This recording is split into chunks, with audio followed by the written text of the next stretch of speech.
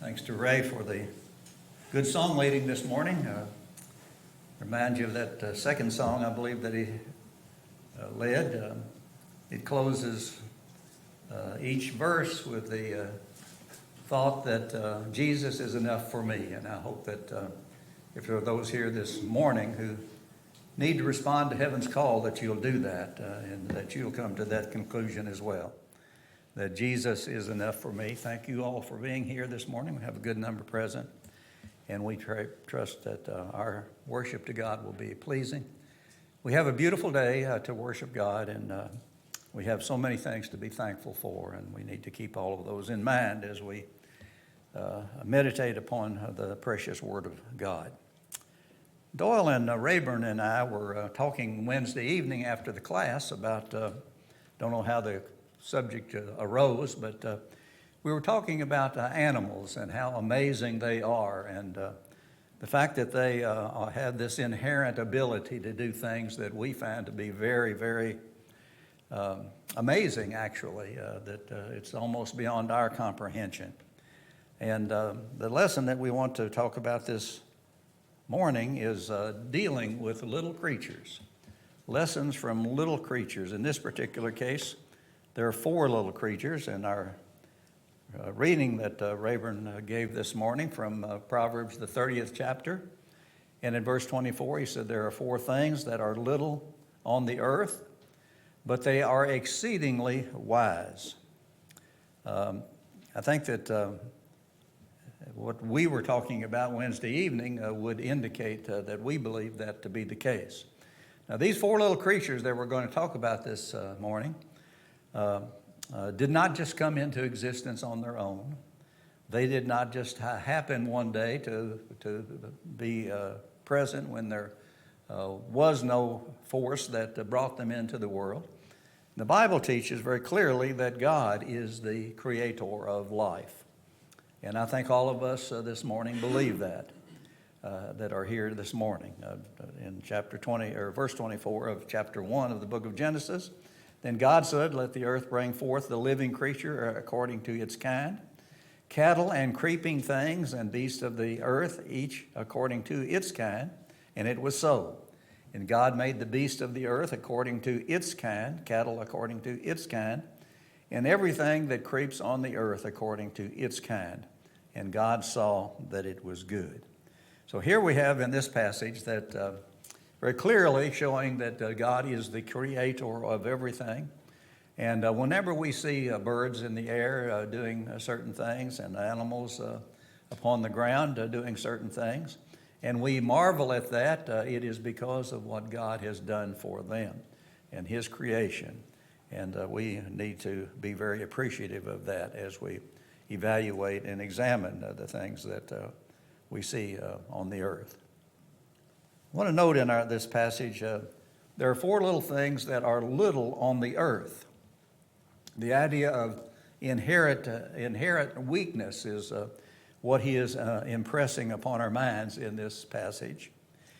And we'll be talking about that further as we go through our study this morning. But these are all creatures that do not have very much of a defense system. But he says they are exceedingly wise. And I think that we examine this these inherent things that we observe that these little creatures do. And certainly we can see the wisdom that is placed within them. The Septuagint version says that they are wiser than the wise. And so God provides for their benefit. And the instincts that He has made a part of nature are those things that I believe that He's talking about here. So we want to look at these various little creatures here this morning. And we want to draw some spiritual applications from it. First of all, he talks about the ant. He says the ant is a people not strong. Now, there are a lot of different kinds of ants, and we probably have seen a lot of documentaries on TV about them. We've observed them ourselves out in the nature. If you go to a picnic, chances are you're going to run into some ants, and you're going to learn something about their nature. And usually in the early spring, they want to invade your house, and so you have to deal with them at that particular time. But he says here, as we talk about the ant, he said the ants are a people not strong. Now, the thought of a people being given here has to do with the idea of living in a communal or community kind of an arrangement. They cooperate with one another in able to accomplish the ends that God has given for them. And so it's important to see that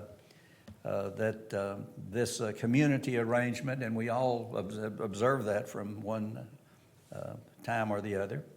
But he says they are a people not strong. Again, the emphasis here is on the fact that they do not have a great deal of strength. Now, that's a comparative term. Compared to you and me, they certainly are not strong. We can crush them with our foot if we see one on the ground. And if one runs up our arm when we're outside, we can pick it off with our fingers, and we can actually crush it with between our fingers. But on the other hand, relative to themselves, they are exceedingly strong. They can lift from 10 to 50 times their weight, I'm told. I've seen the leafcutter ant that on TV, different documentaries, and they lift a great deal of weight, much more than themselves. And it would be like a 150-pound man lifting 1,500 to 7,500 pounds. And the ant has a strong protective coating. You and I do not have that. We just have skin, and we have an internal skeleton. But they call this, that the ant has, an exoskeleton because it is on the outside. And it consists of a substance called chitin. And it provides protection for the ants in a hostile environment. And so here's the first spiritual application that I believe we can make. Just as the ant lives in a hostile environment, and it needs a protection from that hostile environment, so does the Christian. As a child of God, we live in a hostile environment. Evil is everywhere around us, and we cannot possibly deny that. We see it all the time on the TV and the news and the things that the stories that we hear, and the different atrocities that we read about. Everything talks about or tells us that we are in a hostile environment. And so God has made a provision for us as well. And we read about that in the 6th chapter of the book of Ephesians. There the Apostle Paul said, "Finally, brethren, be strong in the Lord and in the power of his might. Put on the whole armor of God that you may be able to stand against the wiles of the devil. For we do not wrestle against flesh and blood, but against principalities, against powers, against the rulers of the darkness of this age, against the spiritual hosts of wickedness in the heavenly places." Now, these are very clearly, the Apostle Paul in these verses tell us that we are in a hostile environment. You notice he says that we wrestle against, that we're to be strong in the Lord, and we're to put on the whole armor of God, that we may be able to stand against the wiles of the devil. The Apostle Paul in this chapter will go on to enumerate what these weapons are, what this armament, the panoply of God, it is referred to as by some, what it does for us. And it covers us from head to toe. And so but he says the reason that we're to do this is because we need to be able to stand against the wiles of the devil. And if we're not covered in this armament that he has provided for us, we will be doomed to fall. He also said we do not wrestle against flesh and blood, but against against principles, against powers, against the rulers of the darkness of this age, against spiritual hosts of wickedness in the heavenly places. So here's the reason why we have this armament. And we are absolutely left to the wiles of the devil whenever we do not put this on. But God has provided a covering for us that covers us from the tip of our head to the bottoms of our feet. They put on the helmet of salvation, put on the shoes of the shoes of the preparation of the gospel of peace. So all of these things and everything in between, God has provided armament for us to provide for us. But also we find something about another thing about the ant. And he says, yet they prepare their food in the summer. We learn from them that the thought of industrious preparation. Now this goes not only for us spiritually, but it goes for us in the way we conduct our lives. Look at what the wise man in the proverb in chapter 6 says. Go to the ant, you sluggard. A sluggard is a lazy person. That's the one he's talking about here. And he says, you sluggard, you lazy person, look to the ant. The ant will tell you how you ought to conduct your life. Consider her ways and be wise, which having no captain, overseer, or ruler, provides her supplies in the summer and gathers her food in the harvest. So the ant does not need to be told what to do. That is an inherent part of their understanding of life. And so he uses this as an illustration as to how you and I should be willing to conduct the affairs of our lives. In Ecclesiastes 9 and verse 10, he says there, whatever your hand finds to do, do it with your might. For there is no work or device or knowledge or wisdom in the grave where you are going. Now that seems ought to be just absolutely something that everybody understands. When you die, the time of preparation is over. And we're all going to die. We're not sure when we will die. All of us die at different ages of our lives, but we're all going to die at one time or the other. So whenever you look at the ant, you find that the ant is in constant motion. It seems to never rest. The old saying, do not let any grass grow under your feet, certainly would apply to the ant. They're constantly making preparation for the future. And so there's another lesson for us, that we need to be making preparation for our future.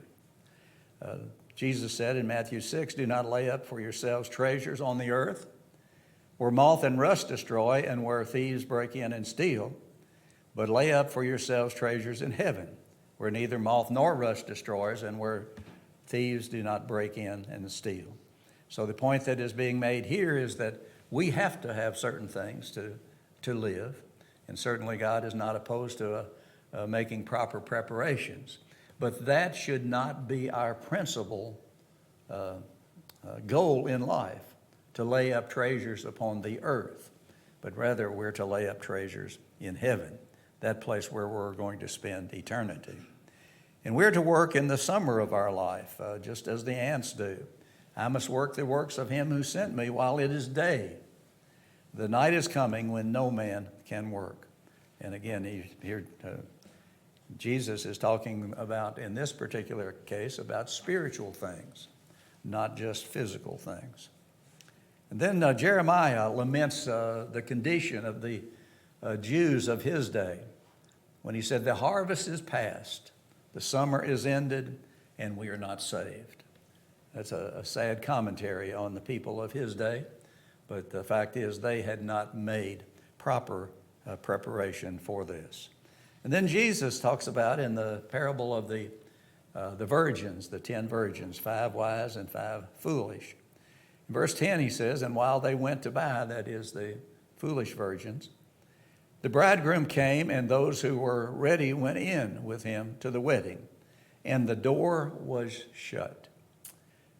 think you've heard me talk about this before, but this is, to me, one of the most poignant three words that you can find in the pages of the Bible. The door was shut. I can hear the thud of that door as it closes, and I can hear the finality of it. Every time I read it, I'm impressed with the fact that it is a finality that we have here. That once they had the opportunity to be pleasing to God, but now they did not, because they did not prepare properly. He says in the beginning of verse 11, afterward the other virgins came in, saying, Lord, Lord, open to us. But he answered and said, assuredly I say unto you, I do not know you. Watch therefore, for you know neither the day nor the hour in which the Son of Man is coming. And I would pray to you this morning that if you're not in a right relationship with the Lord, that you'll recognize that should you die in that condition, that door will be shut for you forever. I hope you can hear that door slamming right now in your mind, because it's an important thing for us to consider, that the door will be shut. So the ant tells us about preparing, making proper preparation while we can. The next little animal that we're going to talk about, the little creature, is what the New King James Version refers to as the rock badger. Cute little fellow, isn't it? I thought it was anyway in these pictures here. Depending on what version you're reading from, if you're reading from the New King James, it is the rock badger. The King James Version refers it to as a coney, and the NIV refers to it as a hyrax. Well, whatever it might be that you have reference to. He says that these little creatures are a feeble folk, yet they make their homes in the crags. Now, whenever he speaks of being a feeble folk, he's talking about the fact that they do not have very much defense. Matter of fact, they're not very large. They only weigh about 10 pounds, I think. And they are not very strong. They have no defensive power, and they're referred to in the book of Leviticus, the 11th chapter, as one of the unclean animals. The Jews were not permitted to eat them. And it says there that the animal that chews its cud and does not have a cloven hoof is considered to be unclean. And so they were considered to be unclean. And this was God's instruction to the Jewish people. But you notice here he says that they make their homes in the crags. This is where they excel. Their wisdom is involved. It's as if they recognize that they did not have the ability to protect themselves. Probably if you were to pick up one of these little animals, they may not even try to bite you. Don't know that. I wouldn't recommend you trying it, but they're kind of like a rabbit, a little rabbit. You all know about rabbits, don't you?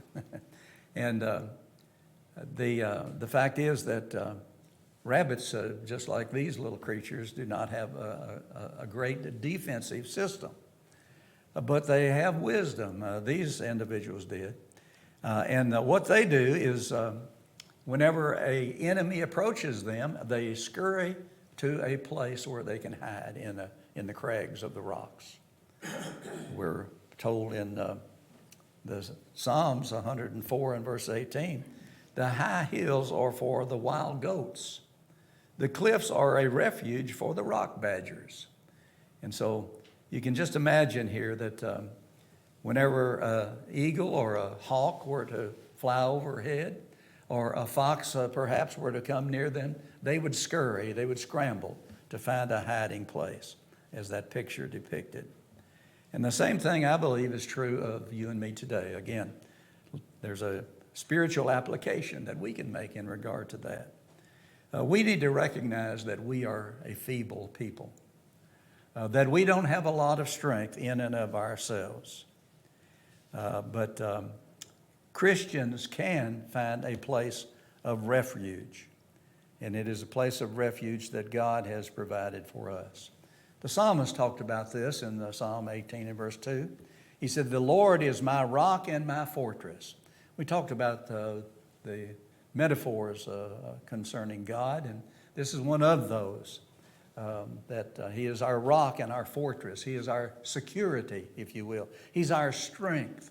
He's the person that we can depend on. He's always going to be there for us. He said, as continues there, "My God, my strength, in whom I will trust, my shield and the horn of my salvation, my stronghold." Where we get into trouble is when we begin to think that we can do it all on our own. But God is our refuge and our strength. Psalm 40 and verse 2, he says, "He also brought me up out of a horrible pit, out of the miry clay, and set my feet upon a rock, and established my steps." When we're established on a rock, we can depend upon it always being there. And so we do not depend upon ourselves, but rather we depend upon the Lord. In Psalm 61 and verse 2, he said, from the end of the earth I will cry to you. When my heart is overwhelmed, lead me to the rock that is higher than I." You know, we sing a song like that quite often here, "The rock that is higher than I." And that is God that he's talking about there. The Apostle Paul in 1 Corinthians 10 and verse 4 spoke of a spiritual rock. Here he's talking about those Israelites in the wilderness. And he said, "All drank the same spiritual drink, for they drank of that spiritual rock that followed them. And that rock was Christ." So he's the one that we should depend upon. And the rock badger reminds us of that. Not to trust in ourselves, because we do not have the strength that we need to sustain ourselves, but rather to trust in God. The next little creature that he talks about in this passage is the locust, or a common grasshopper, I guess we would refer to it. You notice what he says about this. He says, "The locust has no king, yet they are advanced in ranks." The problem with the locust, the weakness that they had, is that they do not have a leader. And whenever you look at a locust, I'm sure people have gone, most of us have been walking out through a field somewhere, and we've seen grasshoppers all around us. And they pose no threat to us. Every now and then they'll land on us, perhaps, but generally speaking, they're sitting there gnawing on a piece of leaf or something, and we just go past them and do not pay very much attention to them. But things change whenever they begin to congregate in a large group. And whenever they swarm, as this picture depicts, they cause great and lasting damage to the places where they decide to land. Nobody knows better than this than did the Pharaoh of Egypt. Back whenever Moses was dealing with him, one of the 10 plagues was the locust. For they covered their face of the whole earth, so that the land was darkened, and they ate every herb of the land and all the fruit of the trees which the hail had left. So there remained nothing green on the trees or on the plants of the field throughout all the land of Egypt. That had to be a devastating time. There are even those kinds of events that take place in the world today. Not so much in the United States, but in many parts of the world, the locusts do swarm as they are doing now. So what are the spiritual lessons that we can learn from the locust?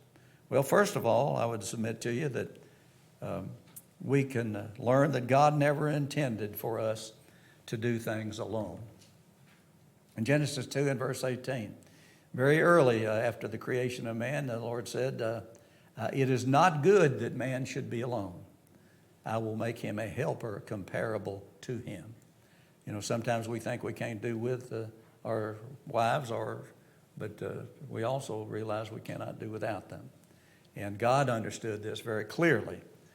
He said, I will make him a helper comparable to him, a helper that is, the King James, I believe, says, suitable for him. And certainly that is true if we have a mate that is willing to work with us. And we find in Ecclesiastes 4 and verse 9, there the writer says, two are better than one, because they have a good reward for their labors. Now, everybody, I think, knows that if you have two good workers working together, you're going to get more output than you get from just one person working individually. Someone has referred to this as synergy, the interaction of elements that, when combined, produce a total effect that is greater than the sum of the individual elements or contributions. For instance, 1 + 1 = 3. If you have two good workers, in all probability, you're going to get an equivalent output of 3 people who are working separately. And so that's the point I think that he is making here. And the example and the lesson for us today, as it relates to the church. We get a lot more done when we work together. In Ephesians 4 and verse 16, the Apostle Paul said, for whom the whole body, joined and knit together by what every joint supplies, according to the effective working by which every plant does its share, causes growth to the body for the edifying of itself in love. Now, we all know that to be the case. Our congregation here, when we work together, we do good. And when we fail to work together, we don't do as much. And that is just a law that just seems to be so obvious as to not even have to state it. But we've known congregations where a congregation has gone very good and done very well. They were growing, and then suddenly people decided that they no longer wanted to work together. And that group dwindles down sometimes even to nothing. And so here's a great lesson for us from the locusts. They do not have a king to lead them or a leader. We have a leader. We have the Son of God. He is the author of the things that we read about in the New Testament, and he's the one that provides for us this information for us. And whenever we obey those things and do as God would have us to do, then we will be prosperous in the work that he has provided for us to do. So from the locust, we learn that we have great strength in numbers. And then the fourth thing is a lizard. The little creature that he identifies here is a lizard. Now, I need to explain a little bit about the different versions here. The NIV says a lizard can be caught with the hand, yet it is found in kings' palaces. The NIV, the King James Version and the New King James Version refers to a spider. It says the spider skillfully grasps with its hands, and it is in kings' palaces. Now, I believe the lizard is the proper understanding of this particular passage. First of all, because of the word that is used in the Hebrew, that we get our word. Matter of fact, you look at the Hebrew dictionary, and it refers to a kind of lizard, is what it says, that this word means. And again, whenever we consider the lizard versus the spider, the lizard seems to be consistent with the other three little creatures that we've already talked about. A lizard has a weakness, and that weakness is that it can be caught. Probably every one of us here have seen lizards from place to place, and we go out and we can pick it up and even hold it in our hand, and it doesn't try to bite us, and it's pretty docile. I wouldn't recommend doing that to an iguana, but the smaller lizards, certainly you can do that. And I think that's what he's talking about here. And he's identifying, again, the thought is that these individuals are weak, they're small. In this particular case, they dwell in king's palaces. They remain in king's palaces. So the idea here being this creature teaches us fearless perseverance, and that this is certainly that the child of God needs to do. We need to be consistent. We need to keep on keeping on, as sometimes we make the statement. And the point that we make here is that they can be caught with the hands, and yet they dwell in king's palaces. It doesn't matter how fancy a house might be, or how much it may have cost. They're there whenever they want to be. They can find a way in. And we find in Matthew chapter 10 and verse 28, Jesus reminds us that we should be keeping on in our efforts to serve the Lord. Do not fear those who kill the body but cannot kill the soul, but rather fear him who is able to destroy both soul and body in hell. You know, we've been very fortunate, all of us in our lifetime, and for the last several hundred years we've been fortunate that we can worship God. We can say what we want to in the service, and we can criticize people. We can point out their evil ways, or we can point out their doctrinal errors and not suffer any consequences from that. But that may be coming to an end. And we need to be aware of that. And we need to make up our mind today. Not wait till it comes about, but we need to make our mind today. What am I going to do? If we're told that we cannot preach on a certain subject, are we going to stand up to them? Are we going to continue to preach as God would have us to do on those particular subjects? Or are we going to fold and give in to them? Well, I believe that we need to continue preaching as God would have us to do. And that's what Jesus is telling us here when he said, do not fear those who kill the body, but cannot kill the soul, but rather fear him who is able to destroy both a soul and body in hell. In Matthew 24, Jesus said, and because lawlessness will abound, the love of many will grow cold, but he who endures to the end shall be saved. So as we have looked at these lessons from these four little creatures, we learn that we need to, in this particular case, hold fast because the Lord is coming quickly. The ant is a good illustration, an example for industrious preparation. The rock badger seeks refuge whenever he knows that he is not able to take care of himself. The locust is an example of strength in numbers, and the lizard tells us about fierce perseverance. So let's keep these thoughts in mind as we study from the Word of the Lord, and as we close our lesson this morning, I would encourage all of you, as we said from the very beginning, that if you're not a child of God, if you haven't obeyed the gospel through faith, repentance, confession, and baptism, you need to do that this morning. Don't wait another day, because you do not know that you have another day. Now is the only time that you've been guaranteed. So we would encourage you, we would beg you, we would be most happy to help you in whatever way we might be able to do. So won't you come now as we stand and as we sing.